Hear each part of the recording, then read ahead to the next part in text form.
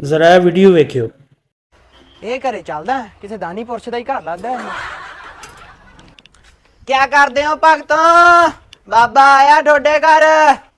ਕਰਦਾ ਤਾਂ ਬਾਬਾ ਜੀ ਮੈਂ ਉਹ ਆ, ਤਾਂ ਬੈਠਾ ਹੀ ਰਹਿੰਦਾ।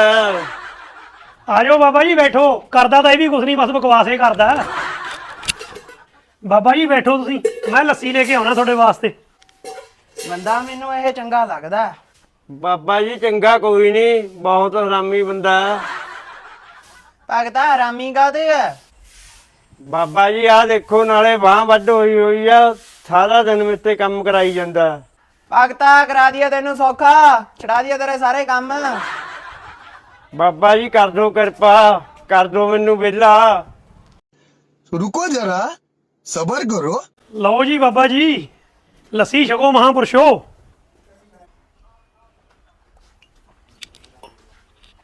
ਭਗਤਾ ਬਾਬੇ ਤੇ ਖੁਸ਼ ਹੋ ਗਏ, ਤੇਰਾ ਕੰਮ ਦੁੱਗਣਾ ਕਰ ਦਈਏ। ਹਾਂਜੀ ਹਾਂਜੀ ਬਾਬਾ ਜੀ ਕਿਰਪਾ ਕਰ ਦਿਓ ਜੀ, ਮੇਰਾ ਕੰਮ ਦੁੱਗਣਾ ਕਰ ਦਿਓ ਜੀ, ਦੁੱਗਣਾ ਚੌਗਣਾ ਕਰ ਦਿਓ ਜੀ। ਭਗਤਾ ਆਪਣੇ ਭਾਈ ਨੂੰ ਬੁਲਾ। ਵੀਰ ਜੀ ਆ ਜਾਓ ਮੜਾ ਜਾ, ਉਰੀ ਆ ਜਾਓ ਬਾਬਾ ਜੀ ਦੇ ਕੋਲੇ। ਕੰਮ ਤਾਂ ਬਾਬਾ ਜੀ ਮੇਰਾ ਦੁੱਗਣਾ ਕਰਨਾ ਹੈ, ਬੁਲਾਈ ਇਹਨੂੰ ਜਾਂਦੇ ਹੋ ਤੁਸੀਂ। ਮੇਰਾ ਕੰਮ ਵੀ ਛਡਾ ਦੋ, ਮੈਨੂੰ ਵੀ ਸਿਖਾਲਾ ਕਰ ਦੋ। ਦੋਏ ਹੱਥ ਮੇਰੇ ਮੂਹਰੇ ਕਰ ਆਪਣੇ। ਲਓ ਬਾਬਾ ਜੀ। ਇੰਗਣ ਮਿੰਗਣ ਤਣੀ ਤਣੀਗਣ ਬਾਹ ਮਸ਼ਿੰਗਣ।